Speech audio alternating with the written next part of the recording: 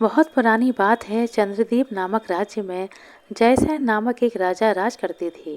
राजा के हाथी साल में हाथी, घुड़साल में घोड़े, धन दौलत, लाभ लश्कर आदि इतने थे जो साधारणतः किसी राजा के पास नहीं होते थे। आसपास के क्षेत्रों में भी उनका खूब दबदबा था। राजा बहुत धर्मपरायण व्यक्ति थे। उनके न्याय में भी कोई खोट नहीं होती थी। इसीलिए उनका यश सर्वत्र फैला हुआ था। एक दिन राजा जयसेन अपने दरबार में बैठे थे। राजा में दरबार में उनके मित्र सभासद आदि भी बैठे थे। उसी समय एक युवक ने राज दरबार में प्रवेश किया। उसने कहा, महाराज, मैं आपके पास किसी भी प्रकार का कोई काम पाने के लिए आया हूँ। आशा करता हूँ कि आप मुझे निराश नहीं कीजिएगा। युवक देखने में सुंदर था और ज्ञानवान लग रहा था। राजा ने उसका परिचय पूछा। युवक ने कहा, महाराज, मेरा नाम दीपांकर है। आपके राज्य के काजलगढ़ में मैं रहता हूँ। मैं क्षत्रिय जाति का हूँ। बहुत पढ़ा लिखा न होने के बावजूद अपनी बुद्धि के बल पर किसी को जानने का अवसर नहीं देता कि मैं अल्प शिक्षित हूँ। आप मुझे जो भी काम सौंपेंगे, मैं उसे कुशलता से संपन्न करूँगा। राजा ने पूछा, तुम कितना वेतन चाहते हो? युवक ने कहा, मुझे प्रतिदिन 1000 स्वर्ण मुद्राएं देनी होंगी। यदि किसी दिन ऐसा नहीं हुआ तो मैं चला जाऊंगा।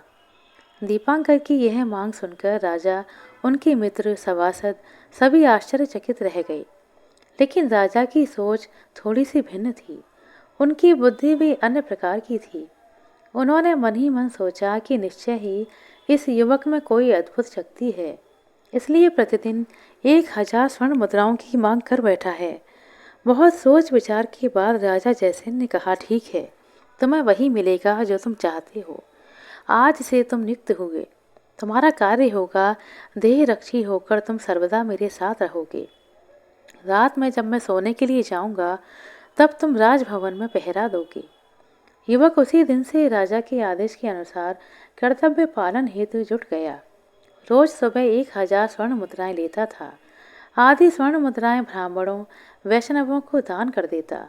शेष अपने परिवार के लिए जमा करता। कुछ ही दिनों में उसकी आर्थिक स्थिति अच्छी हो गई। इसी तरह दिन कटने लगे। हठात एक दिन आधी रात को एक नारी का करुण रोदन उसे सुनाई पड़ा। राजभवन के सारे लोगों ने भी रोने की आवाज़ सुनी।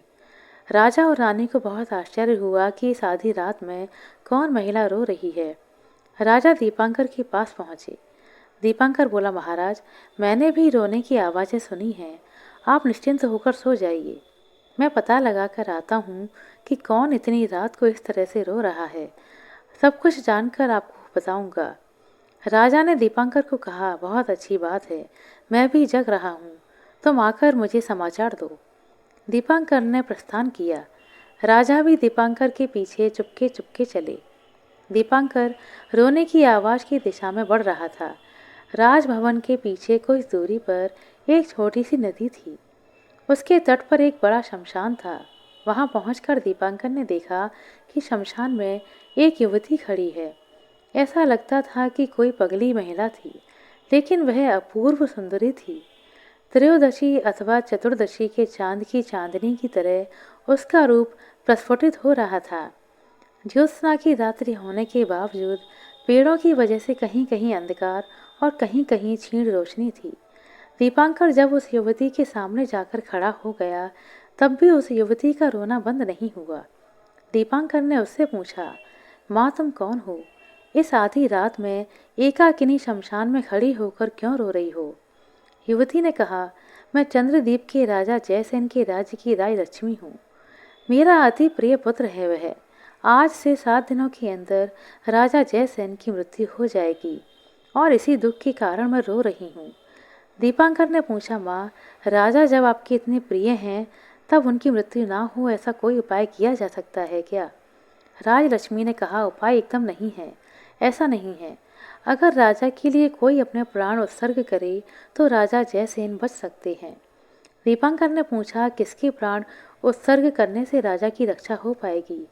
राजलक्ष्मी ने कहा, 7 दिनों के अंदर तुम यदि अपने पुत्र की उसकी माँ के द्वारा बलि दिलवा सको, तब राजा 150 वर्षों की परमायु प्राप्त करेंगे।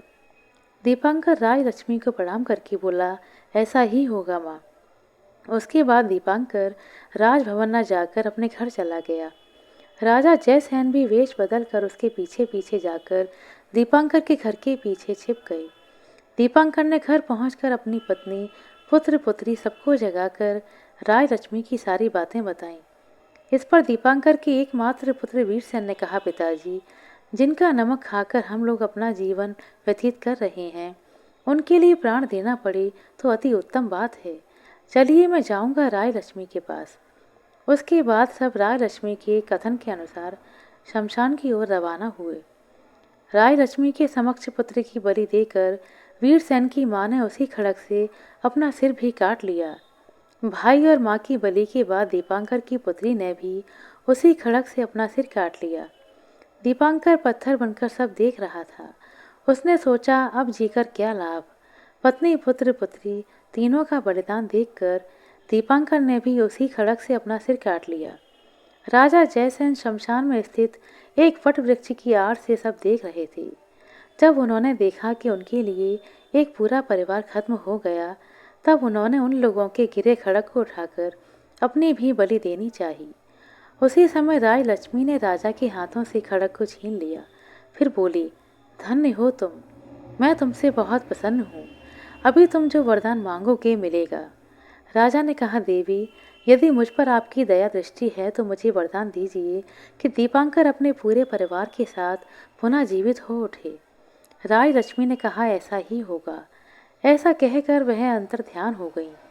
देखते ही देखते दीपांकर सहित उसका पूरा परिवार जी उठा। राजा जयसेन ने दीपांकर को आलिंगन में ले लिया और उसके बाद उसके पुत्र वीरसेन को अपने हृदय से लगा लिया। राजा जयसेन को कोई पुत्र नहीं था, एकमात्र पुत्री थी। राजा ने अपनी पुत्री का विवाह वीरसेन से करवा दिया। वीरसेन चंद्रदीप राज्य का सम्राट बन गया। राज्य की सारी प्रजा दीपांकर के अद्भुत बलिदान की प्रशंसा कर मंत्रमुग्ध हो गई। सब बोलने लगे कि राजा जयसेन ने उपयुक्त पात्र को ही राज्य एवं अपनी पुत्री का दान दिया है। आशा करते हैं दोस्तों आपको हमारे द्वारा सुनाई गई ये छोटी सी कहानी अच्छी लगी होगी। कहानी अच्छी लगी हो तो कृपया लाइक कर दें, शेयर कर दें। चैनल पर नए हैं तो सब्सक्राइब कर लें। अपना कीमती समय देने के लिए बहुत बहुत धन्यवाद। मिलते हैं अगले वीडियो में, तब तक के लिए नमस्कार।